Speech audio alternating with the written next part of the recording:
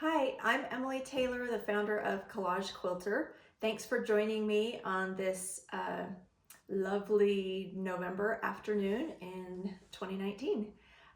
Today I'm going to talk about, this is the second video tutorial for this project behind me. I'm working on the partridge in a pear tree. So last week we talked about fabric selection and supplies that are needed for this project, and this week I'm going to talk about adhesives and managing your fabric and application to the foundation panel. So just as a quick review, if you want to pick up this pattern, you can grab it at collagequilter.com. It's the partridge in a pear tree. And if you would like to participate in this quilt along and other quilt alongs that I do, please join me in the Collage Quilt Along with Emily Facebook group. Okay, so now let's dig in. You can see here, I hope you can see that I've got a few items here on the table in front of me. So let me just show you what they are. So I've got a wool felt pad with my little baby iron. I love this thing. I've got a big piece of fusible web. This is light Steam 2, which is my preference when I'm going to use fusible, and I'll talk about why in a minute. I also have Fabric Fusion. This is my preferred glue when I'm using glue. It's a permanent glue. It's Aleene's Fabric Fusion. I have pieces of fabric and then some fabric pieces that I've prepared by cutting into squares, and I'm ready to add them to or to put the fusible on the back of them. So first of all, when you begin this project, you need to decide how you want to apply all the little pieces to your collage. You can choose to do either glue or fusible. I recommend that you become familiar with the outcomes and the process of using both, because they have great qualities, both of them. For the majority of this project, because I was working on it at Quilt Festival, I just used this Fabric Fusion. So I'm going to give you a quick little demo about how to use Fabric Fusion. So if I have a piece of fabric, I'm just starting out like this, I will make my cut. I trim off, make sure that any frayed edges are removed, and then I'm going to apply a very thin bead of glue around the outside of this piece of fabric. So I doubt that you can see this, but that's kind of the point, that it's pretty invisible. So I've just applied a really thin piece of glue all the way around, and then I will stick it right to the section of the quilt that I'm working on. Now the reason that I like this is because it's not messy. I do have a rag handy if it gets on my fingertips just a little bit. Be sure and wipe it off. Don't wipe it off on your clothes. But there's no smearing involved, and it's very fast, and it's a quick way to just dig in on the project. It's also inexpensive, so you can complete a whole quilt with one bottle of glue that costs you maybe $6 or $7. So I will also have a list of supplies that I recommend on my website, collagequilter.com. So this, and I'll have some links about how to purchase this. Okay, so now I want to talk about a little bit about fusible. There are several varieties of fusible. Flexi Fuse is one, Soft Fuse is another. Those are great products. They're designed for quilters, for applique in particular. The thing that I don't like about them is that they are not permanent. And they don't have the temporary adhesive that Light Steam 2 has. Amelia, will you grab a package of the Light Steam 2 so we can show it? Amelia's my daughter. I think, isn't it with that stuff that okay, great. So she's gonna show us this just so you have a visual. And while she's getting that ready, I want to talk about collecting your fabric. So you're either going to be using scraps or you're going to be purchasing fabric. I highly recommend, thanks, love. I highly recommend that when you have to purchase fabric, that you're only purchasing a small amount. My recommendation is 1/8 of a yard. 1/8 of a yard is a 4.5 inch cut across the fabric. So I would prefer, if I can, to always avoid fat quarters, avoid half yards. The ideal cut is a straight 1/8 of a yard. And let me show you why. Because my ultimate goal when I'm doing a collage is to cut smaller pieces. If I'm going to use fusible, especially, this is really, really important.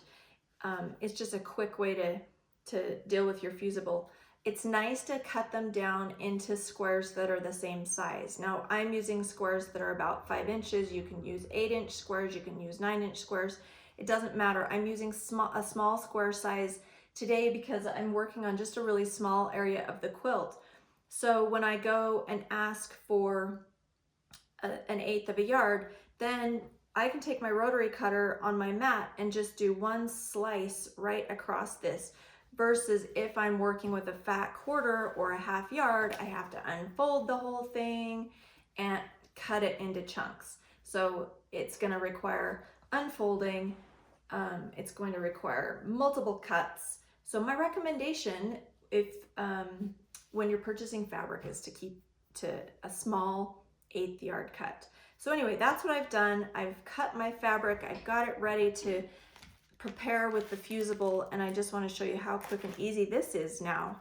So the thing about light steam too, it's backed with paper backing on both sides. There's a grid side and a paper side. So I'm going to peel back this paper side and expose the sticky. I love that temporary stick. That's what's going to hold it up on my quilt while I'm auditioning fabric. And then all I'm going to do is put these squares on my fabric, or on my exposed fusible web. So again, I've selected the fabric that I'm going to use, like I did last week, for each section of the bird and the leaves and whatnot. And I've cut them into squares, and now it becomes really easy to put fusible on the back of these. So give me just a second and I'll have this ready for us. And really this is going to take less than 5 minutes. I mean, one of my complaints about using fusible is that it does require some time preparation. Sometimes I like to just get in there, but it really doesn't take that much time.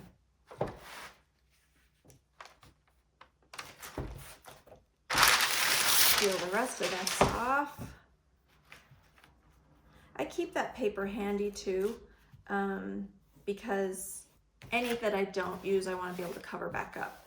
Now, the part of the reason I'm using small squares is one thing about double-sided fusible web, regardless of brand, it does age. And so I don't like to store a lot of fabric with fusible on it.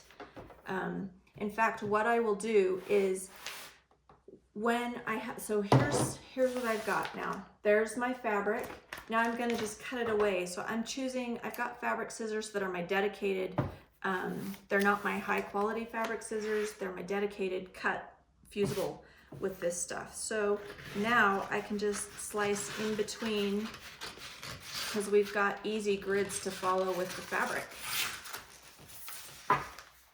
And it's really easy to now cut the fabric away.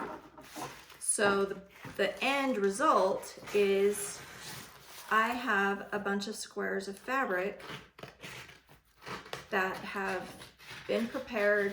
It's a small amount, so it's just right for the project that I'm doing, and I'm not going to end up with a ton of leftover fabric. I will probably need to kind of clean up some of the edges because we've got to be careful not to have fusible exposed to the iron. That will gunk up our iron. But check that out. So now I've got how many pieces? I've got a good variety of fabric that's all ready to go with the fusible on it. So let me show you. Now, sometimes because fusible gets old, if it's not sticking really well to the fabric, I will lightly press the back side like this, and that will ensure that that adhesive has been activated. Okay, so once I've got all my pieces ready, I think it's kind of nice to stay organized, to have one box that has all the fabric that I've selected for the project that I'm working on. So this is the fabric that I've prepared for another project, but I wanted to show you that now I'm nice and tidy. I can work on multiple projects, and when I'm done, I just put them in the box that's designed for that project that I'm working on. So this will be my project box for the partridge. Okay, so now all I'm going to do is I'm going to start applying fabric. And the way that I end up doing this is I'll just cut a piece of fabric. I generally will cut pieces that are triangles, that have rounded corners. It doesn't matter, you cut it the way you want to cut it. And then I will score the back of it, take a pin, scratch it on the back piece of paper. That allows you to peel the paper off really easily. And then there's my fabric that has the fusible on it, and I can just stick it into place. So this is awesome because now it sticks there. I don't have to use any pins. It's repositionable, and so I can fill in that whole section of that wing of the bird just by using this method. When I'm finished and I get a section the way I like it, now remember, we're overlapping. All the pieces that we're working with have to overlap. Don't ever butt fabric up against each other, because the idea is that we're covering the entire gray tone foundation. So we don't want any of that gray tone design to show through the finished quilt. So I'm overlapping everything. And then when I get a section of the design finished the way I like it, then I can take my trusty little iron and press it here, and it will permanently fuse, at least long enough to get over to my steamy iron. So the key with using double-sided fusible web, light steam a seam 2, this is the product that I like, this is the one I recommend, but the key with using it is to steam the heck out of it, so that that steam kind of helps to dissipate those 2 temporary adhesive sides that hold it to your foundation panel. So again, I don't have to use this little guy, but if I'm working on a larger section of the quilt, it's a good idea to just make sure, if I'm happy with it, go ahead and fuse it, because trying to carry a large quilt over to the iron, sometimes the pieces will fall off, and that's kind of a pain in the butt. That defeats the purpose of the temporary adhesion. So I think that covers everything that I wanted to talk about in this tutorial. If you have any questions, you can always find me at collagequilter.com. I'm Emily. Shoot me an email, or please join us in the Collage Quilt Along with Emily Facebook group.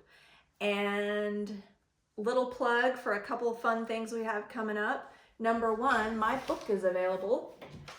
So Collage Quilter, you can get this at Collage Quilter. This covers the basics of color theory, different products, and then it has 4 projects that you can create using the methods that I teach in my book. And finally, we have some really exciting stuff coming up in December in the Collage Quilter Facebook group. You are not going to want to miss it. We're having a 12 days of Christmas giveaway, and we're going to be giving away some awesome things like an iPad and an iron and a light box and my book and fabric, and it goes on for 12 days. So please join us, and I hope to see you there. Okay, ta-ta, goodbye.